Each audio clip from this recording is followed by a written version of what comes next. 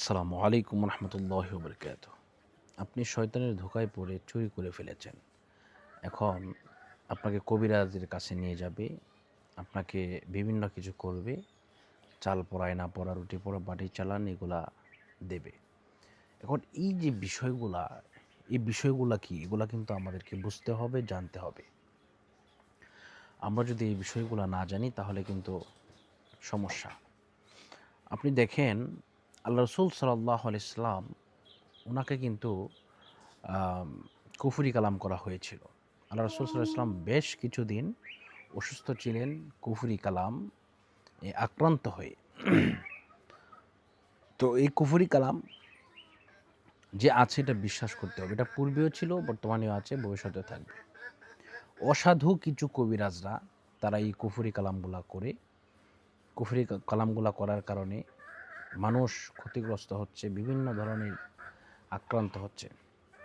এজন্য আপনি এই কুফরি কালাম থেকে বাঁচার জন্য আপনাকে কী করতে হবে?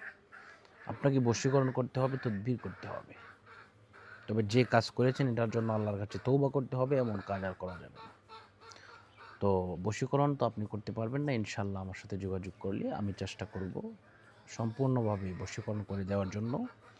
আর সমস্ত কুফরি কালাম থেকে আপনি 100% রেহাই পাবেন। আপনার 100% আপনার কোনো কিছু হবে না ইনশাআল্লাহ। এজন্য আপনারা যদি আমার সাথে যোগাযোগ করতে চান এই নম্বরে যোগাযোগ করবেন 016-430-63744 ইনশাআল্লাহ। তো বিষয়টা হচ্ছে তওবা কীভাবে পড়বেন? এই কাজ করার পরে অবশ্যই আপনাকে তওবা পড়তে হবে। আর এটা ৩ বার পড়বেন, যদি পারেন ৭ বার পড়ে নেবেন। আস্তাগফিরুল্লাহ রাব্বি মিন কুল্লি যামবি ওয়া আতুবু ইলাইহি লা হাওলা ওয়ালা কুওয়াতা ইল্লা বিল্লাহিল আলিয়্যিল আযীম। আমি আবারও বলছি আস্তাগফিরুল্লাহ রাব্বি মিন কুল্লি যামবি ওয়া আতুবু ইলাইহি লা হাওলা ওয়ালা কুওয়াতা ইল্লা বিল্লাহিল আলিয়্যিল আযীম। আপনারা এভাবে এই দোয়াটা আপনারা পড়ে নেবেন।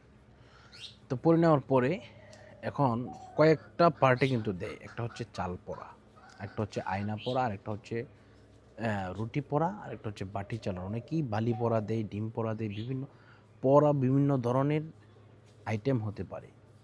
কিন্তু বিষয়টা কিন্তু একটাই, এটা হচ্ছে কুফরি কালাম। এজন্য এই কুফরি কালাম থেকে বাঁচার জন্য ইনশাআল্লাহ অবশ্যই আমাকে ফোন দিবেন। আমাকে সরাসরি ফোন না পেলে হোয়াটসঅ্যাপে বা ইমোতে ইনশাআল্লাহ নক করবেন, তাহলে ইনশাআল্লাহ আমাকে পেয়ে যাবেন। তো এই বিষয়গুলা আপনাদেরকে বললাম আপনাদের উপকারের জন্য। আল্লাহ পাক আমাদের সকলকে কবুল করুন, মঞ্জুর করুন, ক্ষমা করুন।